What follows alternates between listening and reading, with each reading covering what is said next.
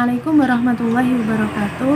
Kami dari kelompok 7 yang beranggotakan saya Ulfa Nurmalasari, kemudian Fadilatul Fitriani dan Sukma Friski Aryan.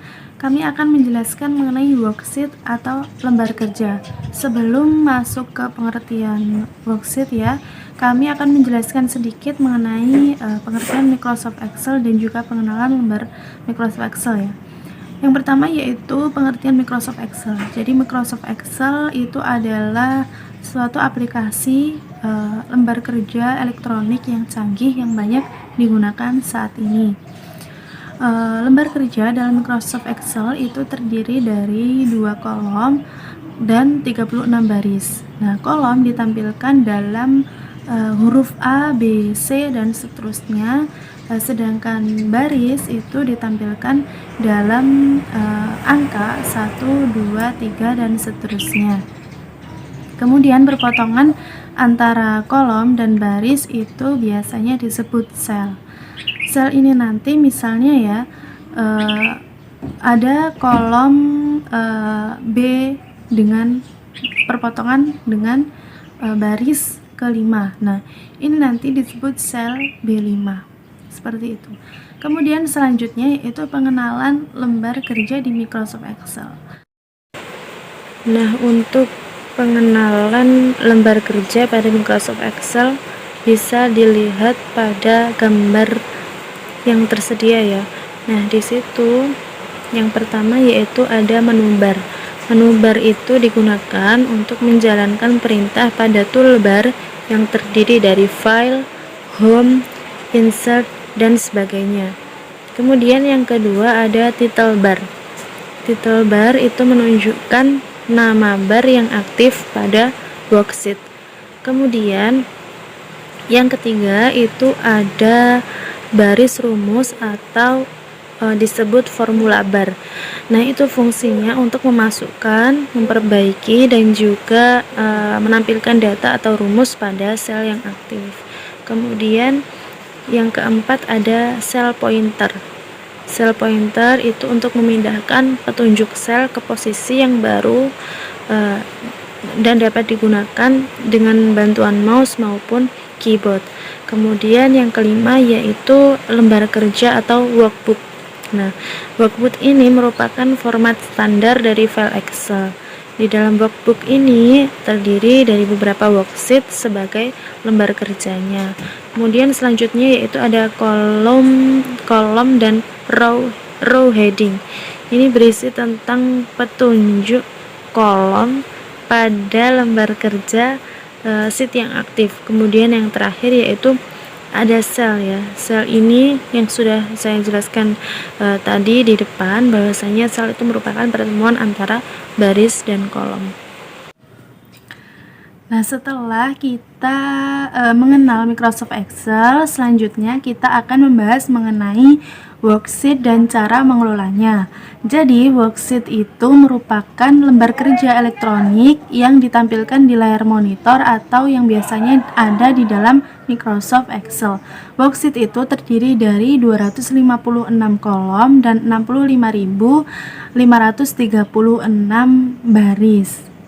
Nah, worksheet digunakan untuk menyimpan atau mengelola data, formula, grafik, dan sebagainya. Nah, di sini kami akan menjelaskan bagaimana mengelola worksheet ya. Kami akan menampilkan 2 contoh bagaimana cara menambah lembar kerja baru dan bagaimana cara mengganti nama lembar kerja. Yang pertama yaitu cara menambah lembar kerja baru. Caranya yang pertama yaitu klik tab home yang biasanya ada di pojok ya, pojok kiri. Nah, itu diklik, kemudian pilih insert, kemudian klik insert sheet, dan sheet baru itu nanti akan ditampilkan di sebelah kiri sheet yang aktif. Kemudian yang kedua yaitu cara mengganti nama atau rename ya, biasanya rename lembar kerja. Nah, itu caranya yang pertama klik sheet yang akan diganti namanya. Kemudian yang kedua klik tab home ya pada grup sel seperti tadi, tab home yang ada di sebelah kiri atas ya. Kemudian pilih format dan pilih rename sheet. Kemudian silahkan dituliskan nama sheet yang akan diganti ya, diganti namanya tadi, seperti itu. Baik, selanjutnya saya akan menerangkan tentang fungsi Microsoft Excel. Fungsi atau function yaitu rumus-rumus yang ada di dalam Microsoft Excel, berguna membantu dalam proses perhitungan sesuai dengan yang dibutuhkan. Microsoft Excel mempunyai banyak fungsi yang dikelompokkan dalam 9 kategori, yaitu fungsi matematika, yaitu berfungsi untuk menghitung berbagai macam operasi matematika seperti menghitung total nilai atau hasil bagi. Selanjutnya itu fungsi logika. Fungsi logika ini berfungsi untuk menganalisis kondisi dan menentukan hasil. Selanjutnya itu fungsi tanggal dan jam atau date and time, yaitu untuk mengolah data tanggal atau jam seperti mencari selisih hari atau mencari nama hari pada tanggal tertentu. Selanjutnya itu fungsi teks, yaitu untuk mengolah data teks seperti mencari panjang teks atau mengganti teks tertentu dengan teks lain. Selanjutnya itu fungsi lookup dan reference, yaitu untuk melakukan loop data atau mencari referensi sebuah data seperti mencari nomor baris sel atau menghitung jumlah baris dalam sebuah rank. Selanjutnya itu fungsi finansial, yaitu untuk menghitung data finansial seperti menghitung rata-rata atau nilai tertinggi. Selanjutnya itu fungsi statistik, yaitu untuk menghitung data statistik seperti menghitung angsuran atau bunga pinjaman. Selanjutnya itu fungsi pembulatan, yaitu fungsi untuk melakukan berbagai macam pembulatan seperti pembulatan ke atas sampai ke bawah. Selanjutnya itu fungsi IS. Fungsi IS berguna untuk mengetahui berbagai macam error yang terjadi, misalkan seperti apakah sebuah sel kosong atau terjadi pembagian dengan angka 0. Selanjutnya yaitu saya akan menerangkan tentang fungsi yang sering dipakai atau digunakan pada Microsoft Excel. Yang pertama yaitu fungsi average, di mana fungsi ini digunakan dalam mencari nilai rata-rata dari sekumpulan data rank. Seperti contoh rumusnya adalah sama dengan average dalam kurung C6.2E6, kemudian tekan tombol enter. Selanjutnya itu fungsi logika atau IF. Fungsi logika ini digunakan jika data yang dimasukkan mempunyai kondisi tertentu. Misalnya, jika nilai dalam sel A5 sama dengan 1, maka hasilnya 2. Jika tidak, maka akan bernilai 0.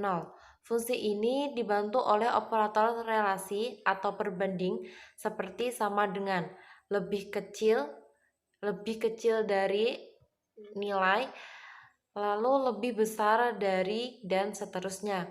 Aturan penulisan fungsi ini yaitu sama dengan I besar F besar dalam kurung logical strip bawah text value strip bawah IF strip bawah 3 koma value strip bawah IF strip bawah false. Dapat dicontohkan yaitu jika status sama dengan L dalam keterangan berisi laki-laki, jika tidak berisi perempuan, maka penulisan rumus yaitu sama dengan IF besar dalam kurung C3 sama dengan tanda petik L, tanda petik lagi, lalu koma, tanda petik laki-laki berhuruf besar, lalu koma, lalu petik lagi, ketik perempuan, petik lagi, lalu tutup kurung. Selanjutnya yaitu fungsi MAX, yaitu digunakan untuk mencari nilai tertinggi dari sekumpulan data rank berbentuk umum. Penulisannya adalah seperti contoh sama dengan MAX huruf besar semua dalam kurung number 1, number 2, titik dalam kurung, di mana number 1 dan seterusnya adalah data yang akan dicari nilainya tertinggi. Selanjutnya yaitu fungsi min, digunakan untuk mencari nilai terendah dari sekumpulan data rank.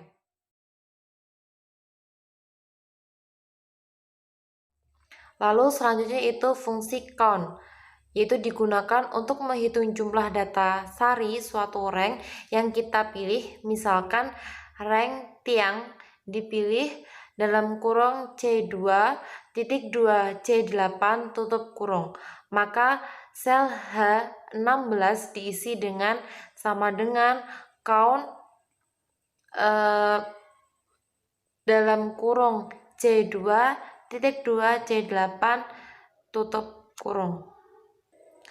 Selanjutnya yaitu fungsi sum, yaitu fungsi sum pada Excel dapat digunakan untuk menjumlahkan sekumpulan data pada satu rank.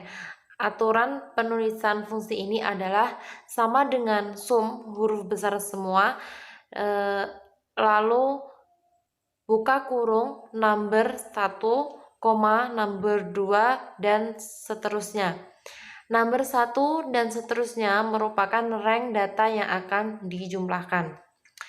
Selanjutnya akan dilanjutkan oleh teman saya. Selanjutnya adalah fungsi dan kegunaan Microsoft Excel. Nah, aplikasi Microsoft Excel ini sangat membantu kita, apalagi kita sebagai guru dalam menyelesaikan pekerjaan sehari-hari kita. Fungsi yang pertama yaitu untuk membuat, mengedit, mengurutkan, menganalisis, serta meringkas data. Yang kedua, menghitung aritmatika dan statistika. Kemudian, dapat juga membantu menyelesaikan soal logika dan soal matematika. Kemudian, membuat macam-macam grafik dan juga diagram, mencatat anggaran-anggaran dan menyusun laporan keuangan, menghitung atau mengelola investasi, penjualan, pinjaman, dan lain-lain, menganalisis dan melakukan riset harga, membuat daftar nilai atau daftar hadir untuk sekolah, mengkonversi mata uang, dan untuk menghitung hasil penelitian. Kemudian, aplikasi Microsoft Excel ini juga memiliki kegunaan yang pertama yaitu sebagai kalkulasi, yaitu untuk melakukan kalkulasi atau perhitungan dengan mudah, baik secara sederhana maupun dengan rumus-rumus yang sangat kompleks. Yang kedua, yaitu untuk membuat grafik. Microsoft Excel bisa membuat grafik untuk mempresentasikan data kita dalam bentuk grafik yang komunikatif. Yang ketiga adalah untuk komunikasi, yaitu berfungsi sebagai komunikasi dengan pengguna atau user lain. Misalkan kita bisa saling bertukar informasi dalam bentuk jaringan di mana orang lain bisa membuka lembar kerja kita dari komputer atau terminal yang berbeda atau berlainan.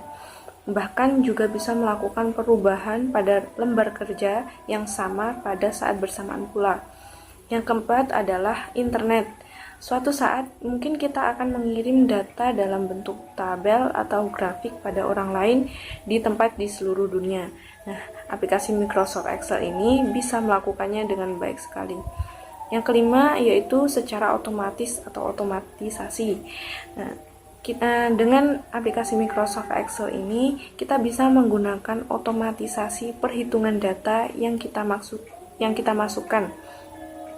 Jika perumusannya benar, maka Microsoft Excel akan langsung melakukan perubahan secara otomatis terhadap data kita setiap kali mengalami perubahan. Yang keenam adalah fungsi sebagai aplikasi. Excel dapat membantu kita merancang aplikasi siap pakai, yaitu dengan fasilitas makro. Demikian presentasi dari kelompok kami mengenai Microsoft Excel. Semoga bisa bermanfaat bagi kita semuanya. Terima kasih. Wassalamualaikum warahmatullahi wabarakatuh.